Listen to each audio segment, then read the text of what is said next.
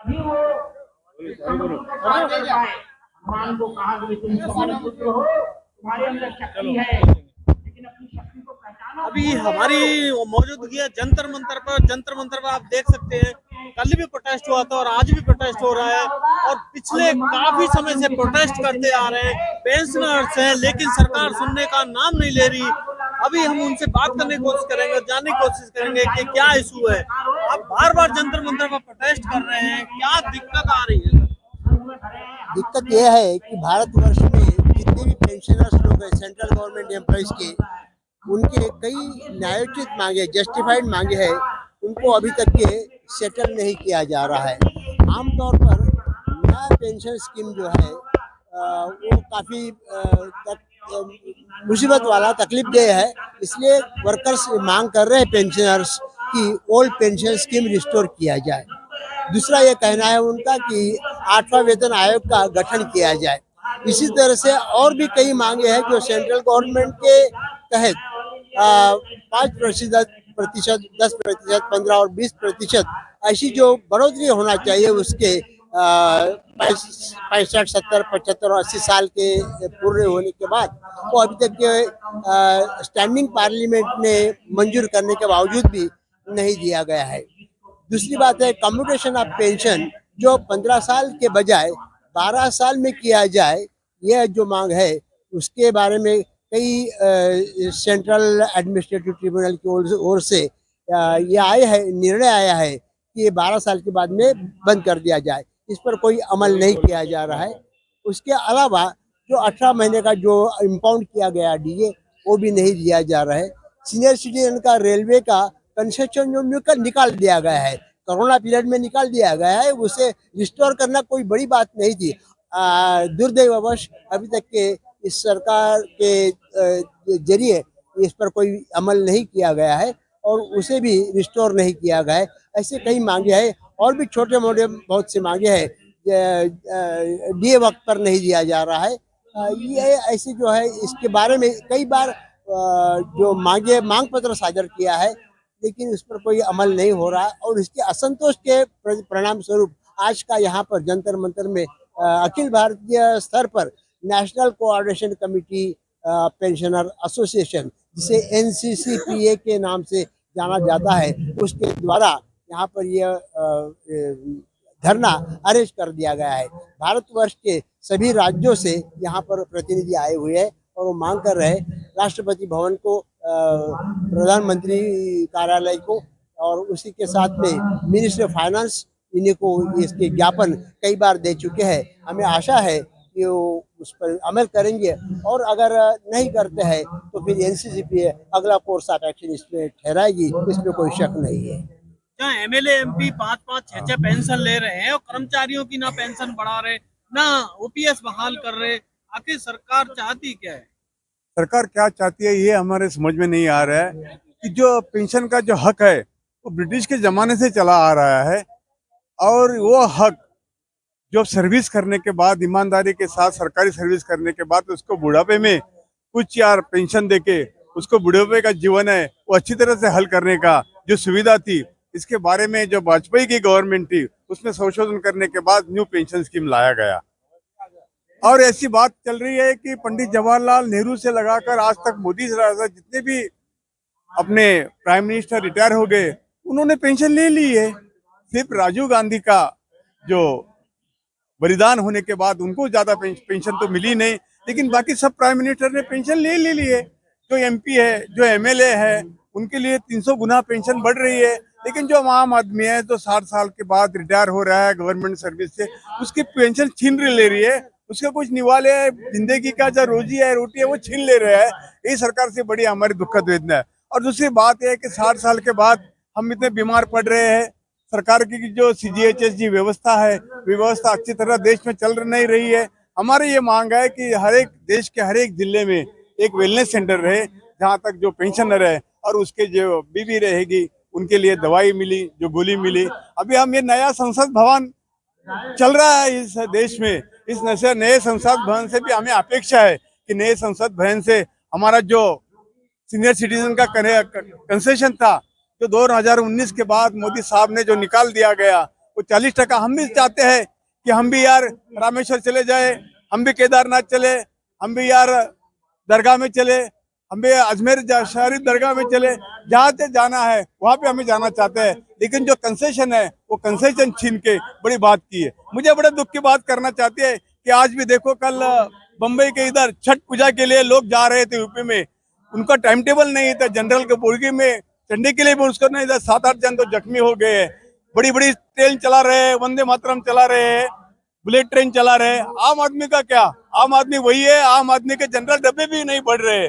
Concession की तो बात छोड़ो, कम कर रही है, ये सुविधा कम कर रहे हैं। लेकिन आम आदमी के, इस देश के किसान और मजदूर जो रोजी रोटी कमा रहे, हाथ पे यानी दिन में कमा रहे, उसके लिए कोई ये नहीं है। इसकी विकास की बड़ी बड़ी बातें रहती है, लेकिन प्रत्यक्ष या तो कुछ नहीं करते हैं। हम भी सेकंड क्लास से सफर कर रहे हैं। आधा रिटायर होने के बाद 60 साल की जो सहूलत थी वो पहले 65 साल की, बाद में 60 साल में लाया। और ये गवर्नमेंट है 19 से अभी 24, 5 साल तक उसने कुछ भी नहीं किया कंसेशन कर। इसलिए हम देश के जो बूढ़े लोग हैं, जो ज्येष्ठ सीनियर सिटीजन है, वो बहुत दिल से नाराज है। ठीक है, आपकी सरकार आ गई, आप चले गए, वो बात अलग है। लेकिन जो मुद्दे हैं, जो शिक्षा के मुद्दे हैं, जो स्वास्थ्य के मुद्दे हैं, जो पेंशन के मुद्दे हैं, ये मुद्दे पे सरकार हमें गुमराह कर रही है। और इसलिए ये जो देश भर के जो बुढ़े लोग हैं, 60 साल के बाद, हमने कई आंदोलन में भाग ले लिया है और हमारे पुरखों ने भी देश की आजादी में हिस्सा लिया था, लाठी खाया था, वही डीएनए करके हम लोग अभी तक यहाँ तक आए। और हम भी अभी जवानी से लेके बुढ़ापे तक और आखिरी रास्ते पे है, वो भी हमको संघर्ष करना पड़ता है। और इस देश के मजदूर और किसान का संघर्ष हमेशा चलता ही रहा है। ये जंतर मंतर ने सब आंदोलनें देखी है, लेकिन आने वाला आंदोलन बहुत विग्रह हो जाएगा। जिस देश से विषमता इतनी तेजी से बढ़ रही है, तो शिक्षण में विषमता रहेगी, अनाज में विषमता रहेगी, ट्रांसपोर्ट में विषमता रहेगी, इससे बड़ा दुख और ये दर्द हमें नहीं था। हमारे पुरखों ने इस देश के लिए आंदोलन में लाठी चलाई, आज हमारे पेट से, हमारे मुंह से रोटी छीनने का काम ये सरकार कर रही है। कहीं ऐसा तो नहीं है सरकार ये सोच रही है ये सीनियर सिटीजन है, रेल जाम नहीं कर सकते और रोड जाम नहीं कर सकते, इसलिए जो भी करना है सरकार करती रहेगी? नहीं, सरकार करती रहेगी, लेकिन जब आंदोलन का बात रहेगा, हम उस किसान और मजदूर के बेटे बेटियां है जिसने हमने 2 रोटी के इसमें खाया। ये लोग तो 5 स्टार में खाने वाले हैं, उनके कपड़े बड़े बड़े 2-2 लाख के सूट रहे थे।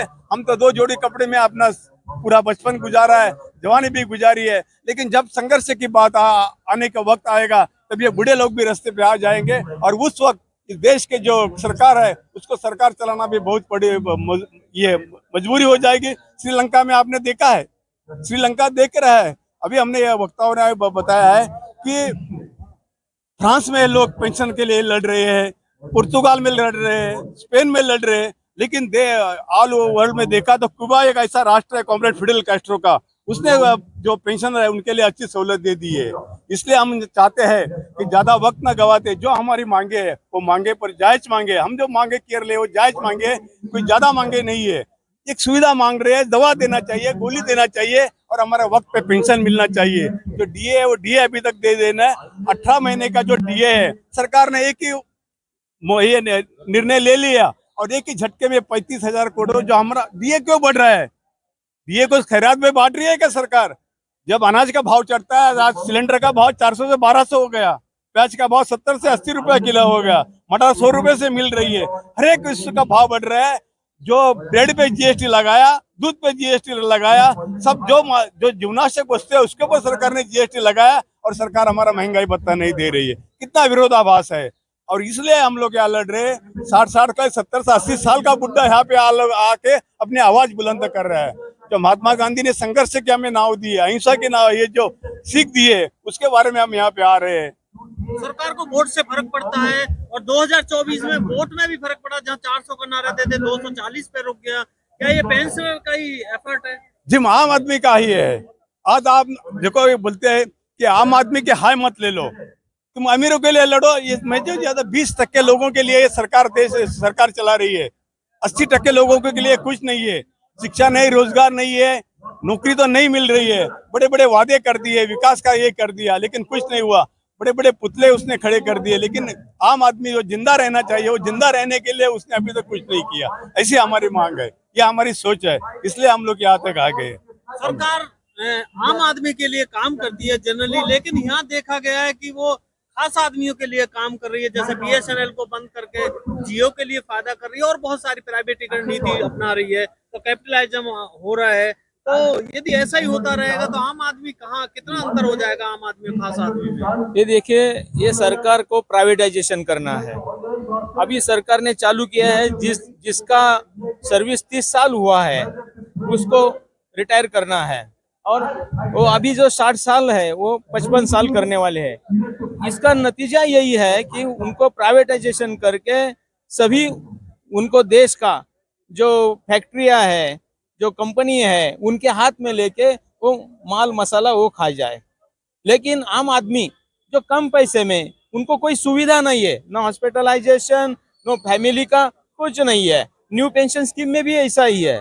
ओल्ड पेंशन स्कीम में उसका फैमिली का जिम्मेदार लिया गया है, उसको फैमिली को पेंशन मिलती है, लेकिन न्यू पेंशन स्कीम में नहीं है। क्यों? वो इस देश के नागरिक नहीं है, उसकी फैमिली वो बीच में गुजर गया तो उसको फैमिली को पेंशन मिलना चाहिए।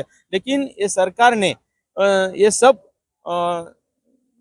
मजदूर लोगों के लिए या छोटे लोगों के लिए, आम आदमी के लिए ये सब सुविधा बंद की है। वो खाली बड़े लोगों के लिए, अडानी अंबानी उनके लिए सोचते हैं, लेकिन सर्वसामान्य लोगों के लिए वो सोचते नहीं है। प्राइवेटीकरण का एक नमूना पेश हुआ है BSNL में, जहां 3 कंपनी ने आपस में सलाह करके मोनोपोली करके रेट बढ़ा दिए 30%, और जहां BSNL किसी रेस में नहीं है। तो यदि प्राइवेटीकरण पूरा हो जाएगा तो इसी तरह से चलेगा देश। तो प्राइवेटीकरण करेगा तो देश तो अब जो देश वो लोगों ने हाथ में लिए, वो जो अदानी अंबानी जैसे लोगों ने वो देश पर सब चला रहे हैं, ऐसे लग रहा है। सरकार ये नाम का कोई चीज है कि नहीं, इससे सब मालूमात नहीं हो रही है।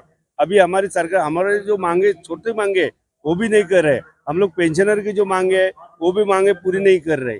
आप अभी देखेंगे तो वो पेंशनर का एक सादा इंक्रीमेंट का सवाल था, वो 30 जून को रिटायर्ड होते हैं, जो पूरा बरस में काम करना चाहिए उसको एक इंक्रीमेंट मिलना चाहिए। वो हालांकि वो जो इंक्रीमेंट वो भी सरकार नहीं दे पा रही है। अभी सरकार ने अभी वो कल ये ऑर्डर आया कि जो 23 है उनको ही दे दो, उनका पीछे वाले लोगों को मत दे दो। एक क्या है, मतलब जो पेंशन है उसमें भी डिवाइडेशन कर रहा है। तो सरकार हमें वो भाव से देख रहा है कि अभी उनका कुछ नहीं चलेगा, हम लोग जो बोलेगा वही होएगा।